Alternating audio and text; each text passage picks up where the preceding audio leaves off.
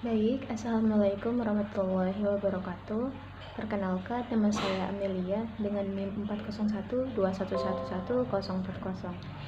Jadi teman-teman, pada video kali ini itu saya ingin memberikan penjelasan mengenai tentang beberapa ketentuan dalam Undang-Undang Nomor 13 Tahun 2023 tentang ketenagakerjaan, yang dimana dia di Undang-Undang Nomor 13 tahun 2023 ini dia ada beberapa peraturan yang diubah dari tentang Undang-Undang Cipta Kerja ini, teman-teman, yaitu Undang-Undang Nomor 6 Undang-Undang Nomor 6 tahun 2023 tentang Cipta Kerja. Jadi pada video ini kita akan membahas apa-apa saja yang diubah di klaster ketenagakerjaan.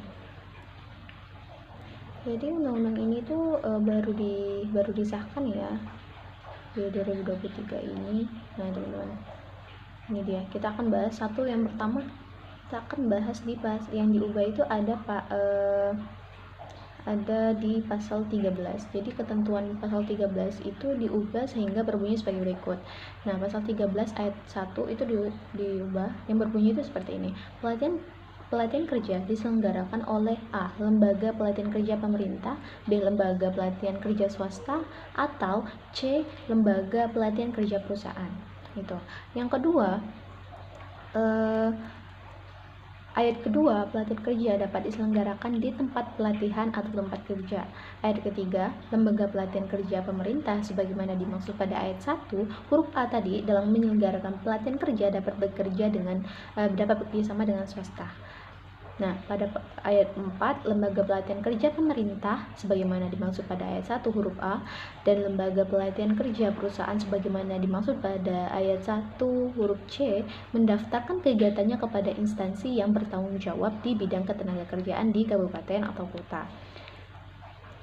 Nah, yang selanjutnya itu ada pasal 14. Pasal 14 ini diubah, teman-teman, sehingga berbunyi sebagai berikut. Ayat 1, lembaga pelatihan kerja swasta sebagaimana dimaksud pada pasal 13 ayat 1 huruf B itu wajib memenuhi perizinan berusaha yang diterbitkan oleh pemerintahan daerah, kabupaten atau kota. Nah, selanjutnya di ayat kedua dijelaskan bahwa bagi lembaga pelatihan kerja swasta yang terdapat penyertaan modal asing, perizinan berusaha sebagaimana pada ayat 1 tadi diterbitkan oleh Pempos atau pemerintah pusat. Selanjutnya ada perizinan berusaha, di ayat ketiga itu dijelaskan tentang perizinan berusaha sebagian yang dimaksud ayat 2 ini tadi, 1 dan 2 harus memenuhi norma, standar, prosedur, dan kriteria yang ditetapkan oleh pemerintah pusat. Jadi mereka harus memenuhi syarat-syarat dari Pempos. Nah, selanjutnya itu yang diubah itu ada pasal 37 sehingga berbunyi sebagai berikut, teman-teman. Ayat 1, pelaksanaan penetapan tenaga kerja sebagaimana dimaksud pada pasal 35 ayat 1 terdiri atas huruf A, instansi pemerintah yang bertanggung jawab di bidang ketenagakerjaan, dan ayat B, huruf B, lembaga penetapan tenaga kerja swasta.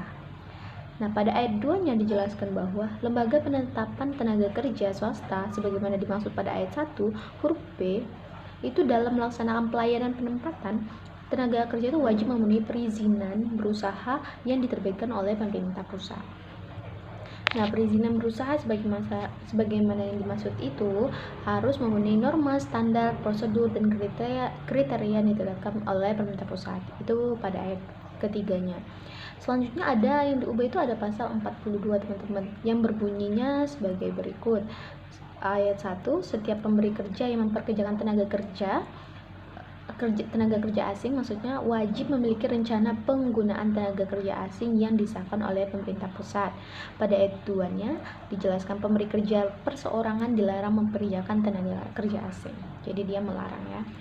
Selanjutnya di ayat ketiganya yang ketentuan sebagaimana yang dimaksud pada ayat 1 itu tidak berlaku bagi huruf A direksi atau komisaris dengan kepemilikan saham tertentu atau pemegang saham sesuai dengan ketentuan peraturan perundang-undangan.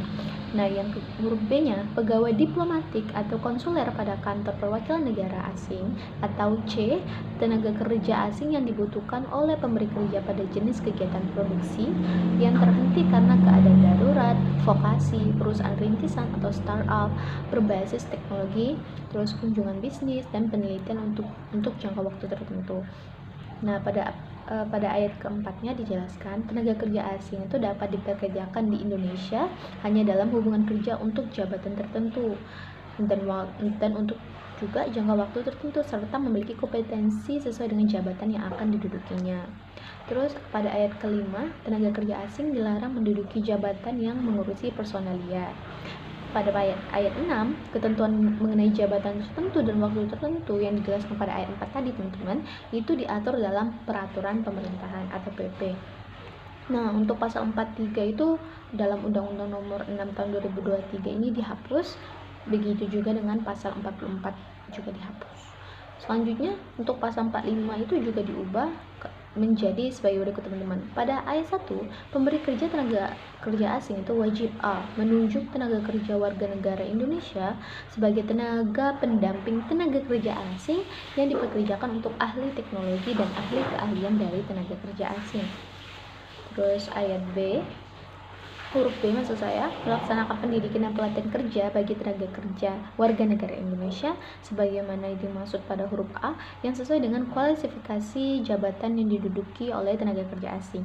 Dan huruf C, memulangkan tenaga kerja asing ke negara asalnya setelah hubungan kerjanya berakhir. Dan pada ayat 2 diubah juga, ketentuan sebagaimana yang dimaksud pada ayat 1 huruf A dan huruf B tidak berlaku bagi tenaga kerja asing yang menduduki jabatan tertentu. Selanjutnya untuk pasal 46 itu juga dihapus dalam Undang-Undang Nomor 6 Tahun 2023 ini. Selanjutnya itu ada pasal 47 juga diubah yang bunyinya sebagai berikut. Pada pasal ayat 1 dia disebutkan pemberi kerja wajib membayar kompensasi atas setiap tenaga kerja asing yang dipekerjakannya. Terus ayat 2-nya, kewajiban membayar kompensasi sebagaimana dimaksud pada ayat 1 tidak berlaku bagi instansi pemerintahan, perwakilan negara asing dan badan internasional, lembaga sosial, lembaga keagamaan, dan jabatan tertentu di lembaga pendidikan. Nah, selanjutnya pada pasal 3, ketentuan mengenai besaran dan penggunaan kompensasi sebagaimana dimaksud pada ayat 1 diatur sesuai dengan ketentuan peraturan perundang-undangan. Nah, untuk pasal 48-nya dalam undang-undang ini dihapus. Selanjutnya pasal 49 diubah sehingga berbunyi sebagai berikut. Ketentuan lebih lanjut mengenai penggunaan tenaga kerja asing diatur dalam peraturan pemerintah. Jadi untuk tenaga kerja asing itu sudah diatur sendiri di dalam peraturan pemerintah, teman-teman. Nah, selanjutnya yang diubah itu ada pasal 56, diubahnya sebagai berikut. Ayat 1, perjanjian kerja dibuat untuk waktu tertentu atau untuk waktu tidak tertentu. Ada perjanjian kerja, ada PKWT dan PKWTT. Selanjutnya ada ayat 2, perjanjian kerja waktu tertentu itu didasarkan atas huruf A, jangka waktu, atau huruf B, selesainya suatu pekerjaan tertentu. Nah, pada ayat 3-nya dijelaskan jangka waktu atau selesainya suatu pekerjaan tertentu sebagaimana dimaksud pada ayat 2 ditentukan berdasarkan perjanjian kerja. Dan selanjutnya pada ayat 4, ketentuan lebih lanjut mengenai perjanjian kerja waktu tertentu berdasarkan jangka waktu atau selesainya suatu pekerjaan tertentu diatur di dalam PP, peraturan pemerintah. Selanjutnya ada pasal 57 diubah juga yang bunyinya sebagai berikut. Pada ayat 1, perjanjian kerja waktu tertentu dibuat secara tertulis serta harus menggunakan bahasa Indonesia dan huruf Latin. Ayat kedua dijelaskan dalam hal perjanjian kerja waktu tertentu dibuat dalam bahasa Indonesia dan bahasa asing apabila kemudian terdapat perbedaan penafsiran antara keduanya yang berlaku perjanjian waktu tertentu yaitu dalam bahasa Indonesia. Nah, selanjutnya pasal 58 diubah juga dengan ketentuan sebagai berikut. Ayat 1 disebutkan bahwa perjanjian kerja waktu tertentu tidak dapat mensyaratkan adanya masa percobaan kerja. Jadi tidak ada masa percobaan kerja ya. Terus juga ayat 2 dijelaskan dalam hal disyaratkan masa percobaan kerja. Sebagaimana dimaksud ayat 1 itu, masa percobaan yang disyaratkan tertentu batal demi hukum dan masa kerja tetap dihitung. Itu tadi pasal 58. Lanjut ke pasal 59 yang diubah juga, yang bunyinya sebagai berikut. Pada ayat 1-nya dijelaskan bahwa perjanjian kerja waktu tertentu PKWT ini hanya dapat dibuat untuk pekerjaan tertentu yang menurut jenis dan sifat atau kegiatan pekerjaannya akan selesai dalam waktu tertentu, yaitu sebagai berikut. Huruf A, pekerjaan yang sekali selesai atau sifatnya sementara. Huruf B, pekerjaan yang diperkirakan penyelesaiannya dalam waktu yang tidak terlalu lama. Huruf C, pekerjaan yang bersifat musiman. Huruf D, pekerjaan yang berhubungan dengan produk baru, kegiatan baru, atau produk tambahan yang masih dalam percobaan atau penjajakan. Atau huruf E, pekerjaan yang jenis dan sifatnya atau kegiatannya bersifat tidak tetap. Selanjutnya pada ayat 2, pekerjaan waktu tertentu tidak dapat diadakan untuk pekerjaan yang bersifat tetap. Huruf ayat 3-nya, PKWT ini yang tidak memenuhi ketentuan sebagaimana dimaksud pada ayat 1 dan 2 demi hukum menjadi perjanjian waktu tidak tertentu. Nanti dia bakal berubah jadi PKWTT kalau dia tidak memenuhi pada ayat 1 dan ayat 2 tadi. Nah, pada pasal ayat 4-nya maksud saya itu ketentuan lebih lanjutnya mengenai jenis, sifat, kegiatan pekerjaan, jangka waktu, batas waktu perpanjangan. Itu perjanjian kerjanya itu diatur di dalam peraturan pemerintahan. Selanjutnya pada ketentuan pasal 61 dijelaskan bahwa diubah ya, ini perjanjian kerja berakhir apabila A, pekerja atau buruh meninggal dunia, B, berakhirnya jangka waktu perjanjian jadi berakhir, C, selesainya waktu pekerjaan tertentu, D, adanya hubungan pengadilan dan atau putusan lembaga penyelesaian perselisihan hubungan industrial yang telah mempunyai kekuatan hukum tetap, atau E, adanya keadaan atau kejadian tertentu yang dicantumkan dalam perjanjian kerja, peraturan perusahaan, terus ada perjanjian kerja bersama yang dapat menyebabkan berakhirnya hubungan. Dan pada ayat 2-nya disebutkan bahwa perjanjian kerja tidak berakhir karena meninggalnya pengusaha atau berakhirnya hak atas perusahaan yang disebabkan penjualan, pewarisan, dan hibah atau hibah. Selanjutnya pada pasal 3 dijelaskan dalam hal terjadinya pengalihan perusahaan, hak-hak pekerja atau buruh itu menjadi tanggung jawab pengusaha baru, kecuali ditentukan lain dalam perjanjian peralihan yang tidak mengurangi hak-hak pekerja atau buruh.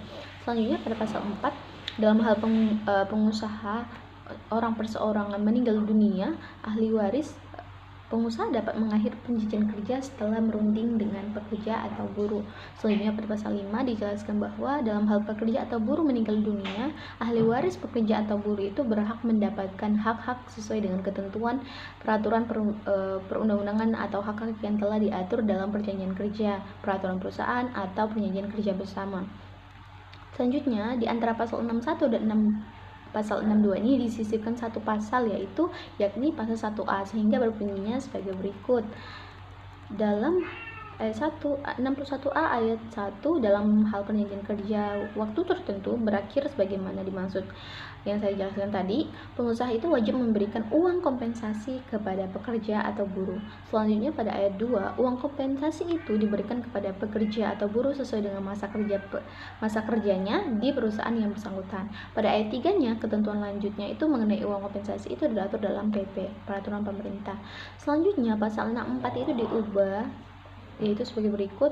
Pada ayat 1 itu perusahaan dapat menyerahkan sebagian pelaksanaan pekerja kepada perusahaan lainnya melalui perjanjian ahli daya yang dibuat secara tertulis. Ayat 2-nya disebutkan pemerintah menetapkan sebagian pelaksanaan pekerjaan sebagaimana dimaksud pada ayat 1.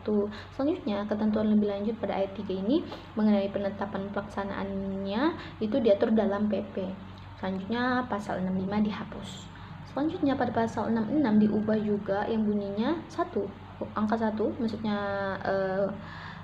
ayat 1 disebutkan hubungan kerja antar peralihan daya dengan pekerja buruh yang diperkerjakan didasarkan pada perjanjian kerja yang dibuat secara tertulis, baik perjanjian kerja waktu tertentu maupun PKWTT. Nah, selanjutnya ayat 2 disebutkan perlindungan pekerja atau buruh itu upah dan kesejahteraan, syarat-syarat kerja, serta perselisihan yang dilaksanakan sekurang-kurangnya sesuai dengan ketentuan peraturan perundang-undangan dan menjadi tanggung jawab perusahaan ahli daya.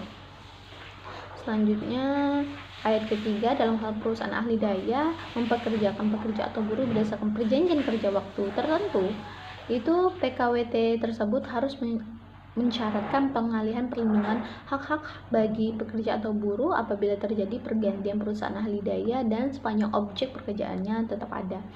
Kemudian pada ayat 4-nya, perusahaan ahli daya yang dimaksud pada ayat 1 itu berbentuk badan hukum dan wajib memenuhi perizinan berusaha yang diterbitkan oleh Pempros. Selanjutnya pada ayat 5, perizinan berusaha sebagaimana dimaksud ayat 4 ini tadi harus memenuhi norma, standar, prosedur, dan kriteria yang ditetapkan oleh Pempros. Selanjutnya pada ayat 6, ketentuan lebih lanjutnya itu akan diatur dalam PP, Peraturan Pemerintah. Nah, untuk judul paragraf 1 pada bab 10 ini diubah sehingga berbunyi sebagai berikut. Pada paragraf 1, untuk penyandang disabilitas, pada pasal 67 ini diubah bunyinya sebagai berikut. 1. Pengusaha mempekerjakan tenaga kerja penyandang disabilitas wajib memberikan perlindungan sesuai dengan jenis dan derajat disabilitasan. Ayat 2. Pemberian perlindungan ini dilaksanakan sesuai dengan ketentuan peraturan perundang-undangan. Selanjutnya untuk pasal 77 juga diubah yang bunyinya sebagai berikut. Pasal 1, maksud saya ayat 1, setiap perusahaan wajib melaksanakan ketentuan waktu kerja. Terus ayat 2-nya, waktu kerja itu meliputi A. 7 jam 1 hari dan 40 jam 1 minggu untuk 6 hari kerja dalam 1 minggu, atau B. 8 jam 1 hari dan 40 jam 1 minggu untuk 5 hari kerja dalam 1 minggu. Nah, untuk ayat 3-nya, ketentuan waktu kerja itu tidak berlaku bagi sektor usaha atau pekerjaan tertentu. Pada ayat 4-nya,